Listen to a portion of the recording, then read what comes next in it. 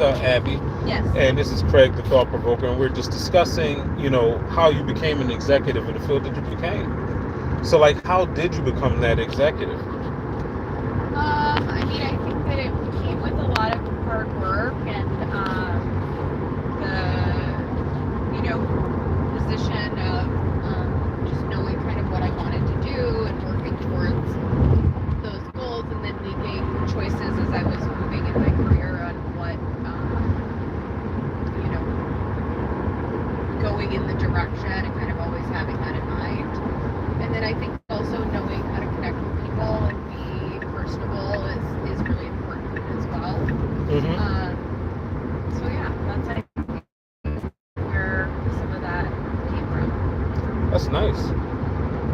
And is it easy, would you say, like, for people to move up as far as, like, from the ground up? Or does your company, like, rather hire people who are already, like, at the executive level? No, I think it depends. I think sometimes, like, depending on what level you're at or which companies you go for, yes, you're going to have a lot of experience and, like, be coming from potentially a similar industry or a similar position. But I think that, the company that I was with previously, I was there since I got out of college, and I worked into several different positions and just got a lot of experience. And I think that it can be from the ground up. I know many people have started that way too. Everybody kind of starts somewhere, so you don't necessarily have to just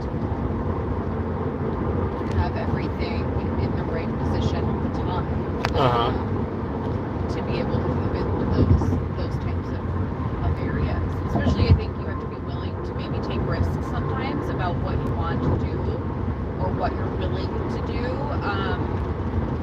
that maybe put you in those positions to be better situated to move forward. Now, I don't know if you worked in companies like this, or even if your company's like this, but in the sales business that I'm in, it's, how can I put it? It's like, most people or everybody comes in from the ground up. So even if you were an executive, it doesn't matter, your background. You have to start from the ground up, and we found that it's more organic when it happens in that fashion. Do you see a difference, or do you think that it's a difference with stuff like that?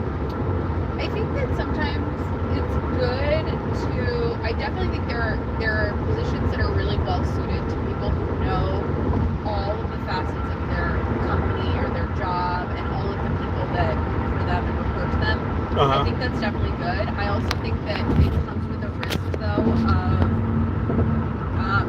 a lack of understanding about what else is happening in other places, and then also you're kind of in a bubble of what maybe you do in one place versus another. And I think that's something that it's good, but I think it also sometimes limits people when they don't have perspective on what happens or how other companies might work or how other industries might work, because I think that's where you can get a lot of like innovation and change, good change sometimes if you move outside of something you already know. Perspective and have people that come from the outside. I think that's there's a healthy mix there of people who know everything really, really, really well, and then people who maybe have new ideas or different backgrounds that kind of can shake things up a little bit or make good changes to maybe something that's kind of like stuck in one way. Okay. If that makes sense. No, that makes perfect sense. You feel like your degree really helps you in your actual, I say, day-to-day basic, daily, day-to-day of your job?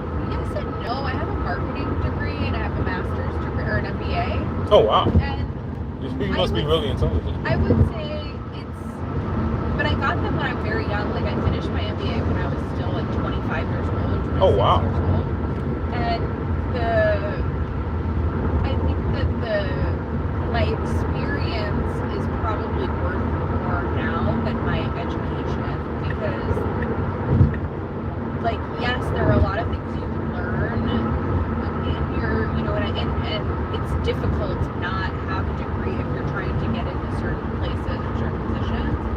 But like what I actually learned, maybe in my very early parts of my career, where I like knew what different things meant.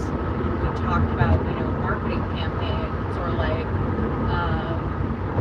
the way business works or things like that. But now I think it's less like school focused and more experience focused. But I mean, I do still try to stay on top of like what's happening in, so even though like your degree is done, Okay. there's always more that you're learning or like more that you can teach yourself and like continue to develop your skills or your knowledge. School-wise? School, but also just like reading and being curious about like what's happening in different industries, or you know, like management styles, or how to manage people, or like even things like systems that I work in that I'll take time to kind of dig around and see what can I figure out about that. And I think that's something that is part of. I think that's something that's part of like growing continuously in your career and being able to reach higher levels, is you're not necessarily done learning or figuring something out. You're kind of always like leveling up your own knowledge base, I guess. What do you suggest people read though?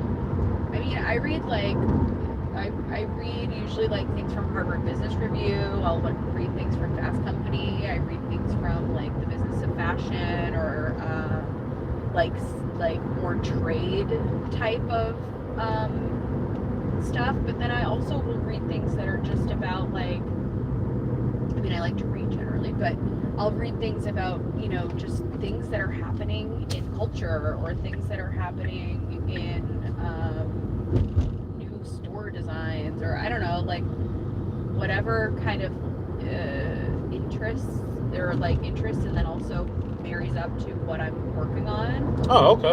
I'll read about, and like if I have some sort of new challenge or new like problem that I'm trying to solve, I'll try to find like resources for myself to say, okay, how can I maybe handle this this team issue, or how can I think about like marketing in a different way, or I don't know, you just kind of like, I think it's the curiosity. It's not what you're, I mean, yes, don't read like garbage, but don't like, but also just being curious. So are you looking for information, I guess?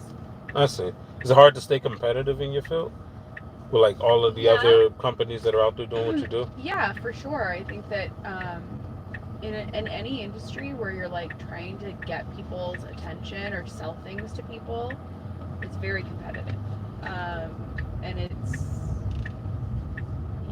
competitive both like in the branded part of it and like the product part of it, but it's also just competitive in the you know, like being at the top of the field, or being at, you know, like doing better than yourself last time. Even like you're competing not just with your external brands or other you know, industries you're working against, you're competing against yourself, because you're kind of trying to like continuously improve, and people's expectations get higher, I feel like, over time, especially as people are exposed to more information, and like they have access to every information there is. And so yeah, it's definitely competitive. Are you one of those people who like the competition? Because I know I do. Yeah. I like competition. I like feeling like I've accomplished and like outdone what either other people or even what was expected of me. I like to be like you gotta win. Yeah. I feel like that's really good, and I feel like it gets kind of I feel like people are afraid of competition a lot of times, and I feel like that's what holds a lot of people back. People like to give the, you know, appearance of a win or, you know, success, but I mean, at the end of the day, when it comes time for them to really compete, how competitive is that individual? Yeah, I think it's less the fear of the competition. I think it's the fear of failing or feeling stupid. Yeah. Like or not. It's not even that they're. It's more of being afraid of like putting themselves out there and being vulnerable. And I think that's a big part of it is that like in some ways being too ambitious or too bold can sometimes work against you, especially as a woman. You think so? Yeah, for sure. Like yes, it definitely, you have to be much more careful of like how you say or present yourself, because you're taken differently than if a man is speaking and saying maybe from his experience or his knowledge. Like I have to be careful of not sounding like I'm too aggressive or too, you know. I mean, I don't do a great job of it sometimes. So I really don't care. But also again, that's where one of these things you have to be willing to say, you know, maybe not everyone is going to agree with me, or maybe I might be wrong, or I might have to like you know, maybe people won't like me or anything like that. But I think that it's more of like putting yourself out there that drives that competitiveness, I guess. Like yes, there's the desire to be better and win, but also it's like being willing to also not win. That's a big part of it. Like if you fail, you have to be willing to accept that maybe loss. What you do isn't going to work out. Yeah. Yeah, it's funny in sales. You know, we had this thing where, you know, we would compete every Friday, and some people will be afraid to compete. You know, one thing that I realized that the only way that I was going to get better is I had to compete with the best people in the office, and I would lose incredibly. Like I would lose drastically, and I would even go as far as putting money on the line just so I can get myself better, because I don't like to lose money, right? But you know, we would compete, and then all of a sudden, you know, out of doing that with the best people in the office, it got me to the point where I was better, and I became one of the best people in the office eventually. But it took a lot of time though, and it took that competing to make that happen. Yeah. And so I do find what you're saying is interesting, as though in your field, when it comes to what's this guy doing? When it comes to, you know, how people can accept you or how people can reject you, you know, based off of, you know, how you come off. But do you find it difficult dealing with like certain different personality types? No, I generally feel like I get along well with most people, and most people I've been able to work with. I've worked with many different people and over, you know, my career. And so I think generally I can work with most people. I think that the most challenging people to work with are the people that are unwilling to change or consider alternative method for doing something. Yes, exactly. I think that's the type of I think that's really, really difficult, because it's hard to, if someone isn't willing to change or like think of something else, or is like territorial about what they do, it can be really difficult to change. Like they don't want to change, so you can't. And so it's hard to grow, and it can stunt the growth of the company. In there. Yeah, because you're already working like their own kind of. I think that goes to people being against themselves. Yeah, and I feel like that is because that individual may be inward focused as opposed to outward focused. Like as far as companies concerned, I feel like the best companies are the ones that put their energy and their focus on how they can be better for their customers, how they can be better for their employees. But then some people want glory and stuff like that for themselves, so they wind up being that individual that thinks so inwardly that it causes to, you know, go against them. But when you work outwardly, when you try to help other people, you naturally, you know, become that individual that people want to work with. 100%. I think that's exactly what it is that when you're only worried, right, about like, how does this look for me, or how does this look for my job or my team or whatever that is, you're not really thinking about what the goal is. You're not thinking about what is the outcome of all of this supposed to be? How do I play a part in what's going on? And I think that's where